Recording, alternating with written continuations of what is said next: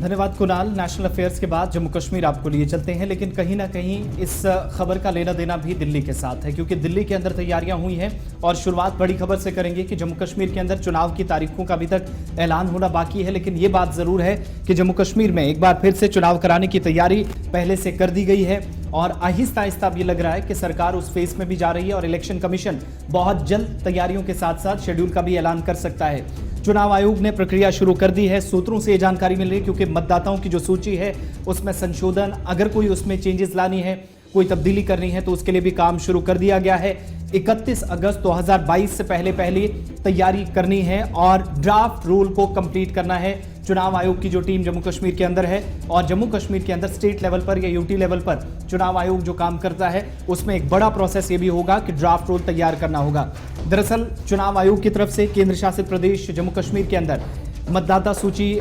शुरू करने के लिए, इसमें संशोधन करने के लिए 31 अगस्त तक का वक्त तय कर दिया है और 31 अगस्त से पहले ड्राफ्ट रूल तैयार करना होगा। सूत्रों से दिल्ली के अंदर ये जानकारी मिल रही है और इसका मतलब ये हुआ कि 31 अगस्त से पहले जब सूची तैयार हो जाएगी तो नोटिफिकेशन सितंबर में आ सकता है और उसके बाद अक्टूबर, नवंबर या दिसंबर में किसी भी समय या फिर मार्च से पहले नए साल से शुरू होते पहले भी और नए साल शुरू होने के साथ साथ जम्मू कश्मीर में चुनाव कराए जा सकते हैं विधानसभा के। सूत्रों की तरफ से यह भी बताया गया कि चुनाव आयोग ने एक तो परिसीमन आयोग की जो प्रक्रिया है वो पूरी कर ली गई है और सरकार के सामने अपनी रिपोर्ट रख दी है और दूसरी तरफ 18 जुलाई से 12 अगस्त के बीच में आप देखेंगे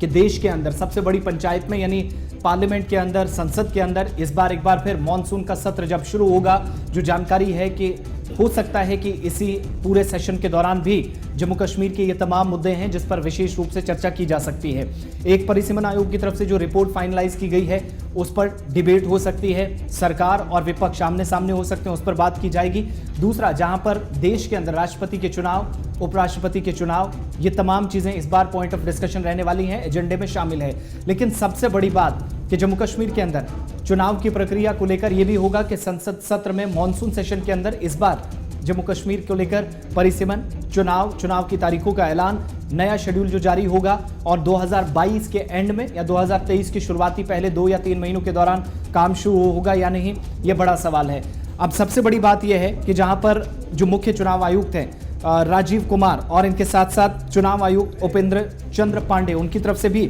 समीक्षा कर ली गई है और दिल्ली के अंदर सूत्रों से जानकारी मिली है कि एक बैठक हुई है जिसके बाद संपर्क जम्मू कश्मीर के अंदर अपनी टीम से चुनाव आयोग ने किया है, जिसका मतलब यह हुआ कि तैयारियां यहां से कर ली गई हैं, कमर कस ली गई है और किसी भी समय शेड्यूल सामने आ सकता है। इसके अलावा केंद्र शासित प्रदेश जम्मू और कश्मीर में पहले विधानसभा चुनाव, लेकिन उससे पहले एक बड़ा प्रोसेस जो मुकम्मल करना है, चीजें कंप्लीट करनी है, उसमें वोटर्स लिस्ट, मतदाताओं की जो सूची है उसे भी पब्लिक डोमेन में लाना है। इसमें क्या चीजें होंगी वो जरा आपको विस्तार से बताएं। एक तो ये कि जब नई सूची तैयार होगी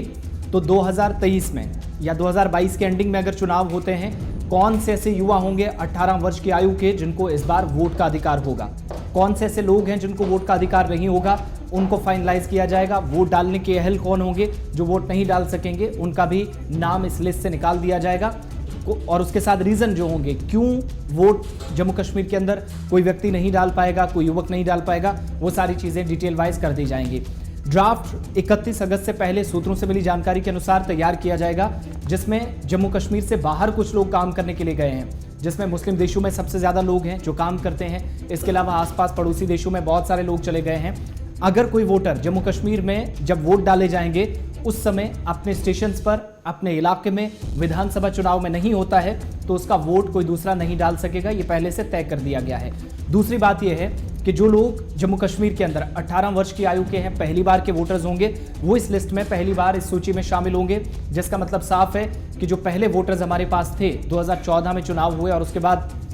विधानसभा के चुनाव आगे बढ़कर नहीं हो सके, उसके बाद राष्ट्रपति शासन भी जम्मू कश्मीर में लगा, फिर उसके बाद 5 अगस्त 2019 को एक बड़ा निर्णय 370 अनुच्छेद को खत्म करने का, उसके बाद से केंद्र शासित प्रदेश में अब तक चुनाव नहीं हुए। यानी ये प्रोसेस 7 से 8 सालों का जो है उसको समेटने में एक सूची में कोशिश है कि इस बार सरकार करे। बड़ी बात यह है कि जब ये सूची तैयार हो जाएगी तो ये भी साफ हो जाएगा कि पहले वोटर्स हमारे पास अगर 50 से 60% थे, इस बार क्या 70-80 के आसपास जाएंगे। जो लोग इस बार पहली बार वोट कास्ट करेंगे, पहली बार अपने मत का उपयोग करेंगे, वो कौन से लोग होंगे, उनकी सूची भी तैयार कर ली जाएगी। इसके अलावा परिसीमन आयोग ने जब अपनी रिपोर्ट सामने रख दी है, उसमें हमने ये भी देखा है कि पश्चिमी पाकिस्तान से आए रेफ्यूजीज के लिए सीटें अलग से रखने के लिए, उन्हें आरक्षण देने के लिए, पॉलिटिकल रिजर्वेशन के लिए भी सरकार के सामने पहले रिकमेंडेशंस रखी गई हैं। यानी आयोग ने जो बातें कही हैं उस पर सरकार गौर कर रही है। अब जो विधानसभा में 90 सीटें होंगी, जो पहले 87 तक होती, पहले 83 होती थी और उसके बाद 90 तक बढ़ाया गया है। 7 से 8 सीटों का जो कहीं फर्क महसूस किया जाता था उसको दूर तो कर लिया गया, लेकिन दूसरी ओर आप देखेंगे कि जम्मू कश्मीर के अंदर ही वेस्ट पाकिस्तानी रेफ्यूजीज, कश्मीरी पंडितों के लिए उन्हें पॉलिटिकल रिजर्वेशन की जब बात हुई, विशेषकर सबकी नजरें, जब मतदाताओं की ये सूची पूरी की जाएगी तो सबकी नजरें सरकार के इस प्रोसेस पर भी रहेगी, इलेक्शन कमीशन के इस प्रोसेस पर भी रहेंगी। क्या जम्मू कश्मीर के अंदर जो वेस्ट पाकिस्तान से आए रेफ्यूजीज हैं, पश्चिमी पाकिस्तान से आए लोग हैं, वो भी वोट डालने का अधिकार उस तरीके से जैसे देश के जम्मू कश्मीर के अंदर बाकी नागरिक करते थे वैसे उनके पास होगा। लेकिन साथ ही साथ क्या उन्हें पॉलिटिकल रिजर्वेशन के लिए भी 5 से 6 सीटें, 2-3 सीटें, 8 सीटें, कुछ ऐसा फैसला हो सकता है? क्योंकि पहले से ही सिफारिशें परिसीमन आयोग ने रखती हैं सरकार के सामने, फैसला सरकार को लेना है। दूसरा, गृह मंत्रालय के सामने रिपोर्ट है, इसके अलावा कानून मंत्रालय के सामने रिपोर्ट है, वहां से भी किसी समय फैसला लिया जा सकता है। इसके अलावा मतदाताओं का केंद्र कौन सा होगा? परिसीमन आयोग ने जब रिपोर्ट अपनी तैयार की थी तो यहाँ के इलाके, वहां दाएं से बाएं, आगे से पीछे इलाके किए गए, यानी बहुत सारे इलाकों की तोड़ फोड़ हुई। उन इलाकों में सेंटर्स पूरी तरीके से जगह चेंज हो गई। कौन सा मतदाता किस केंद्र पर जाकर वोट करेगा, ये बड़ा सवाल है और ये सूची में ही अंतिम रूप लेगा कि किस वोटर को किस स्टेशन में जाकर वोट डालने का अधिकार होगा। ये बड़ी बात है। 25 जुलाई तक मतदाताओं के जो केंद्र हैं उनका भी एक तरफ से सत्यापन और साथ ही साथ बाकी जो प्रोसेस है, पूरी प्रक्रिया, वो भी कंप्लीट करने के लिए तैयारियां की गई हैं। और सूत्र दिल्ली के अंदर बता रहे हैं कि यहां कोशिशें तेज होने का मतलब है ग्राउंड पर भी अब काम दिखेगा। डिप्टी कमिश्नर्स को, जिला मजिस्ट्रेट्स को काम दिया जाएगा, जो पूरी लिस्ट, पूरी सूची अपने अपने जो विधानसभा क्षेत्र हैं, चुनाव आयोग की तमाम गाइडलाइंस को सामने रखते हुए और परिसीमन आयोग ने जो नया नक्शा बनाया है उस हिसाब से काम शुरू करेंगे, जिसका मतलब है कि नवंबर 2022 या फिर मार्च और अप्रैल 2023 में जम्मू कश्मीर के अंदर चुनाव कराए जा सकते हैं। दिल्ली से पॉजिटिव डेवलपमेंट और उम्मीद की जा रही है कि इसके साथ साथ जम्मू कश्मीर के अंदर भी सबसे बड़े आगे जो बड़ा फेस्टिवल होगा और लोकतंत्र में सबसे बड़ा अगर कोई फेस्टिवल माना जाता है तो वो चुनाव, और चुनाव के बाद नतीजों का भी बेसब्री से सबको इंतजार रहेगा। और अलग से केंद्र शासित प्रदेश में राज्य मिलेगा या नहीं, ये एक अलग मुद्दा है, लेकिन ये जरूर है कि अपनी सरकार बहुत जल्द मिल सकती है। दिल्ली से इसके साफ तौर पर संकेत दिए जा रहे हैं, जहां पर तैयारियां शुरू कर दी गई हैं।